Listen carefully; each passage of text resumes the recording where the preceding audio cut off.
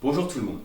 Peut-être le savez-vous, mais le Colisée de Rome, derrière moi, est l'un des monuments européens les plus connus au monde.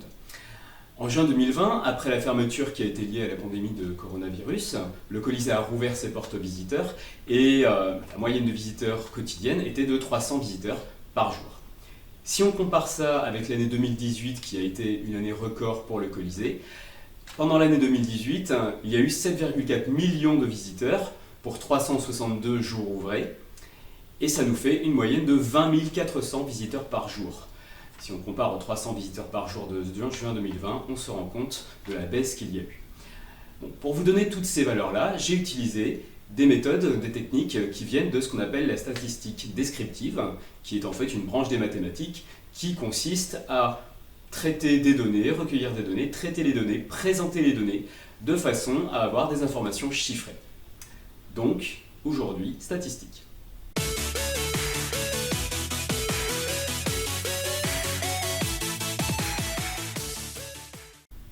Alors, on va commencer ce chapitre avec des petits points de vocabulaire, puisque, comme toute branche des mathématiques, on a du vocabulaire bien spécifique à la statistique. Alors, on va commencer avec les petits mots de vocabulaire que vous allez voir qui vont s'afficher ici. Entre autres, à retenir, on a le mot population. Alors, population, c'est l'ensemble des individus que l'on va étudier dans un exercice. À savoir qu'une population, ça peut concerner des objets. Un individu, ça peut être un objet. En fait, c'est ce qu'on est en train d'observer dans l'exercice. Vous avez également un mot-clé qui est effectif. Effectif, c'est le nombre d'individus qu'on est en train de compter. Et puis, vous avez également un mot-clé qui s'appelle la fréquence. La fréquence, en fait, c'est ce qui est obtenu en divisant l'effectif par l'effectif total. Alors là, vous voyez, vous avez des petits rappels de statistiques, de termes de statistiques que vous connaissez normalement déjà un petit peu, que vous avez vu au collège. Nous, ce qu'on va faire surtout, c'est qu'on va récapituler les formules les plus importantes et puis on va voir quelques nouvelles formules au niveau du lycée. Alors, on va commencer tout de suite avec des formules que vous connaissez déjà, qui sont des formules qui nous donnent des indicateurs centraux. Alors, qu'est-ce qu'un indicateur central, un paramètre central ? Eh bien, c'est ce qui va nous donner des informations sur le milieu, entre guillemets, de notre série statistique. Au passage, une série statistique, qu'est-ce que c'est ? C'est l'ensemble des données qu'on va traiter dans un exercice. Bien. Alors, vous avez la première formule de paramètre central qui est celle qui est la plus connue, c'est la première que vous avez appris à faire, c'est la moyenne. Alors, la moyenne, on va essayer de donner une formule qui va être peut-être un petit peu plus élaborée qu'au collège, mais le principe reste le même. Quand vous avez une moyenne à faire, eh bien vous avez les données qui s'affichent, donc ce sont des valeurs, et ces valeurs sont affectées d'effectifs ou de coefficients. Coefficient effectif, ça va avoir à peu près le même rôle. Bien. Eh bien, la formule de la moyenne, qu'est-ce que c'est ? C'est la somme de chaque valeur multipliée par son effectif. On ajoute tous ces petits produits et on divise par l'effectif total. C'est ce qu'on appelle une moyenne pondérée par les effectifs. Alors, lorsque vous n'avez pas d'effectif, vous avez en fait juste la somme des valeurs à faire divisée par le nombre de valeurs. Mais quelque part, c'est déjà un petit peu une moyenne pondérée. Il suffit de dire que chaque valeur a un effectif de 1 et on retrouve notre formule de moyenne pondérée. Donc, vous avez un petit exemple de moyenne qui s'affiche. Et on va passer à la deuxième partie. La deuxième formule de paramètre central, c'est ce qu'on appelle la médiane. Alors la médiane, ça va nous donner une indication sur également le milieu de la série. Alors il y a une petite condition avant de chercher la médiane d'une série statistique, il faut que cette série statistique soit rangée dans un ordre précis, alors soit l'ordre croissant, soit l'ordre décroissant. Nous, par habitude, il est plus pratique pour nous de vérifier que la série est triée en ordre croissant en premier. Donc votre première tâche, votre premier rôle, c'est de vérifier que votre série est en ordre croissant. Et puis on a, c'est pas vraiment une formule précise, c'est plutôt une technique, c'est une méthode de recherche pour trouver notre médiane. Alors notre médiane, en fait, on va déjà regarder quel est l'effectif total de la série. Et puis on va diviser cet effectif par 2. Pourquoi diviser par 2 ? Parce que l'idée est de chercher le milieu de la série. Bien. Et là vous avez deux possibilités. Soit vous avez un effectif total qui est impair, et à ce moment-là, lorsque vous allez diviser l'effectif total par 2, vous allez obtenir un nombre décimal, un nombre en virgule 5. Bien. Alors, l'idée, c'est de dire que, techniquement, on peut faire deux groupes avec ce nombre-là d'individus de chaque côté. Le souci, c'est que lorsqu'on a un nombre en virgule 5, on ne peut pas dire par exemple, pour une série de 41 valeurs, je ne peux pas faire un groupe de 20,5 valeurs et un autre groupe de 20,5 valeurs. L'idée donc est de dire que mon premier groupe, on prend 21 valeurs, les 21 premières valeurs, et mon deuxième groupe, on prend les 21 dernières valeurs, et on a donc une valeur centrale qui va être comptée dans les deux groupes et qui va être ma médiane. Donc, pour résumer, je prends mon effectif total, je le divise par 2. Si mon résultat est en virgule 5, je prends automatiquement le nombre qui vient juste après. Et ce nombre-là va me donner la position de la médiane. Attention, très important, ce n'est pas la valeur de la médiane, c'est la position de la médiane dans votre série statistique. Maintenant, qu'est-ce qu'il vous reste à faire? Eh bien, tout simplement de compter jusqu'à ce que vous arriviez à ce rang précis, à cette position précise, et vous aurez votre médiane. Alors, deuxième cas, sinon, si vous n'avez pas un effectif total qui est impair, à ce moment-là, votre effectif total sera pair. À ce moment-là, qu'est-ce qui va se passer quand vous allez le diviser par 2? Vous allez tomber sur un nombre entier. Attention, petite particularité, cela ne va pas être la position de votre médiane, je le rappelle, c'est le nombre d'individus de chaque groupe. Donc, exemple, si on a 40 individus, je divise par 2, ça me fait 20. La médiane n'est pas la 20e valeur. La médiane me dit, ce calcul me dit, je peux faire deux groupes de 20 individus, et au milieu, j'ai du vide. J'ai 20 individus, au milieu, j'ai rien. Alors qu'est-ce que c'est que ma médiane à ce moment-là? L'idée c'est de dire, eh bien à ce moment-là, la médiane ne fait peut-être pas partie de la liste qu'on nous a donnée, on va donc la créer, on va prendre la 20e valeur, la 21e valeur, pourquoi précisément celle-ci? Parce que ça va être la dernière du premier groupe et la première du deuxième groupe. Et je vais faire la moyenne de ces deux-là, et en faisant la moyenne de ces deux-là, je suis sûr d'obtenir une valeur bien centrale par rapport à ma série. Alors il y a des cas particuliers où la 20e valeur va être égale à la 21e valeur, et à ce moment-là, votre médiane sera également égale à ces deux-là. Ça c'est normal, mais vous le verrez dans tout un tas de petits exercices. Bien. Alors maintenant, ce qui est intéressant quand même, c'est de comparer ces deux valeurs. La moyenne, la médiane, elles donnent toutes les deux une information sur quelque part le centre de la série, mais on a quand même une petite différence. Alors, cette petite différence, elle s'illustre bien dans l'exemple qui va s'afficher juste à côté. Maintenant, ce qu'il faut résumer, s'il faut retenir vraiment une chose, la différence principale entre la moyenne et la médiane, eh bien, c'est que la moyenne est sensible aux valeurs extrêmes. Et ça, vous le savez déjà, lorsque vous avez un contrôle dans une classe, vous avez deux élèves qui ont 20 sur 20 à ce contrôle, automatiquement la moyenne de la classe va augmenter. Mais ça ne veut pas dire pour autant que la majorité des élèves ont une meilleure note. Vous avez également, dans l'autre sens, deux élèves qui ont 0, à ce moment-là la moyenne de la classe va chuter, ça ne veut pas dire pour autant que les notes des autres auront chuté. Un autre exemple que j'aime beaucoup, si vous prenez l'exemple de Jeff Bezos, si Jeff Bezos rentre boire quelque chose dans un bar, eh bien en moyenne tout le monde est millionnaire dans le bar. Et oui, puisque si on prend en compte le salaire de Jeff Bezos, même divisé par le nombre de personnes, eh bien le salaire moyen dans la pièce va être extrêmement fort, extrêmement haut. Mais juste parce qu'on a la valeur extrême qui va être le salaire de Jeff Bezos. Ça c'est tout bête, mais je pense que c'est assez parlant comme exemple. Bien, alors, on a eu nos deux paramètres centraux, qui sont la moyenne et la médiane. Maintenant, on va parler d'autres paramètres, qui sont aussi des paramètres de position. Donc, paramètres de position, on en a eu deux premiers qui sont la médiane et la moyenne. On va avoir d'autres paramètres de position qui vont s'appeler les quartiles. Alors les quartiles, c'est assez facile à comprendre puisque c'est un petit peu dans le nom. Un quartile, c'est une valeur qui va plus ou moins me donner les quarts de ma série. Premier quart, deuxième quart, troisième quart. C'est-à-dire qu'au lieu de chercher à couper ma série en deux, à regarder le milieu de ma série, eh bien là, je vais la fractionner en 4. Alors, ce qu'il y a de bien, c'est que la technique pour chercher les quartiles, c'est exactement la même technique que pour chercher la médiane. Une toute petite différence, mais on va y venir. L'idée, c'est de dire que pour trouver les quartiles, alors je range ma médiane dans l'ordre si ce n'est pas déjà fait. Je prends mon effectif total, mais cette fois-ci, au lieu de diviser par 2 pour la médiane, je vais diviser par 4, puisque je cherche un quartile. Je découpe donc en quart, division par 4. Et ce que je vais obtenir, il y a là aussi deux possibilités.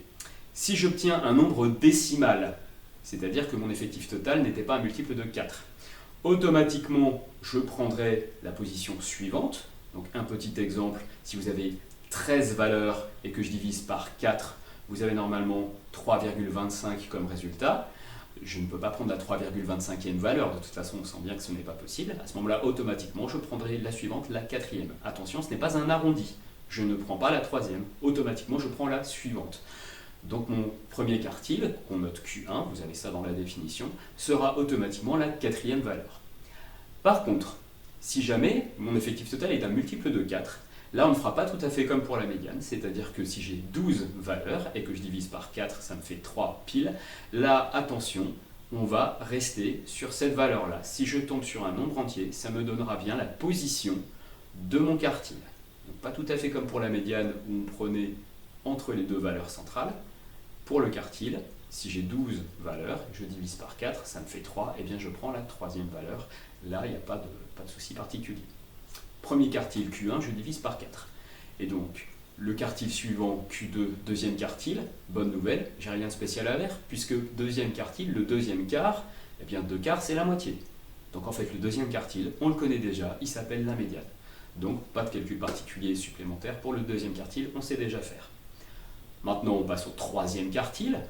Là aussi, c'est assez facile à comprendre. Troisième quartile, 3 quarts. Je divise donc mon effectif total par 4, je multiplie par 3, et je fais la même chose que pour le premier quartile. Si j'ai un nombre décimal, je prends automatiquement le nombre suivant. Si j'ai un nombre entier, je prends le nombre qui est à cette position précise. Encore une fois, je rappelle que ce qu'on obtient, ce ne sont pas les valeurs des quartiles, ce sont les positions des quartiles dans la série. Après, ça sera à vous d'aller vérifier quelles sont les valeurs correspondantes. Et donc, on a fait la liste de tous les paramètres de position à connaître cette année, pour cette année de seconde.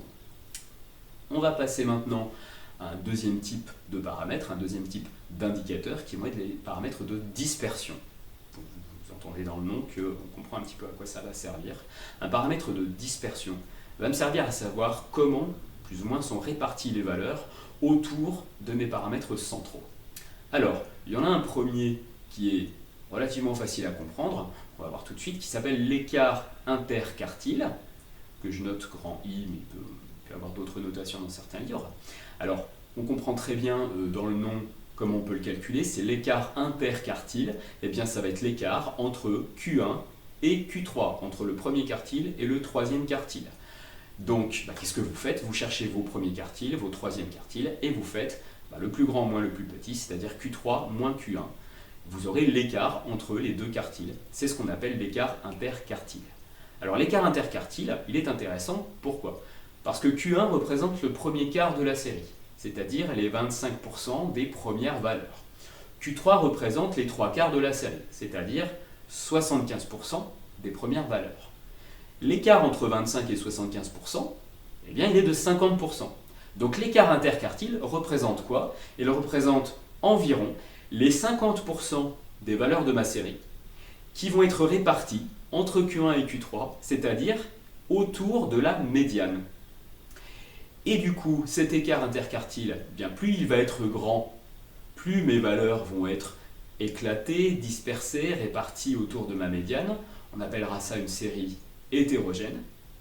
Plus mon écart interquartile sera petit, plus les valeurs vont être regroupées autour de la médiane, concentrées. On appellera ça une série homogène. Alors, là, tout dépendra. Après, quand on comparera des séries, il y en a qui seront plus homogènes que d'autres, d'autres plus hétérogènes que d'autres, c'est-à-dire qu'il y en a qui seront plus dispersées, d'autres moins dispersées. Ça, on le verra dans les exercices. Il existe également un paramètre de dispersion qui nous permet de faire une comparaison, alors non pas par rapport à la médiane, ça c'est l'écart interquartile, mais par rapport à la moyenne, c'est ce qu'on appelle l'écart type. Alors, l'écart type, la formule pour le calculer est un petit peu compliquée, il y a une étape intermédiaire. La bonne nouvelle, c'est que la plupart du temps, nous, on utilisera le mode statistique de la calculatrice, qu'on travaillera en classe, et qui nous donnera directement l'écart interquartile. Alors, globalement, ce qu'il faut savoir sur l'écart interquartile, c'est qu'on ne le calcule pas directement. On va d'abord calculer une formule particulière qui s'appelle la variance d'une série statistique.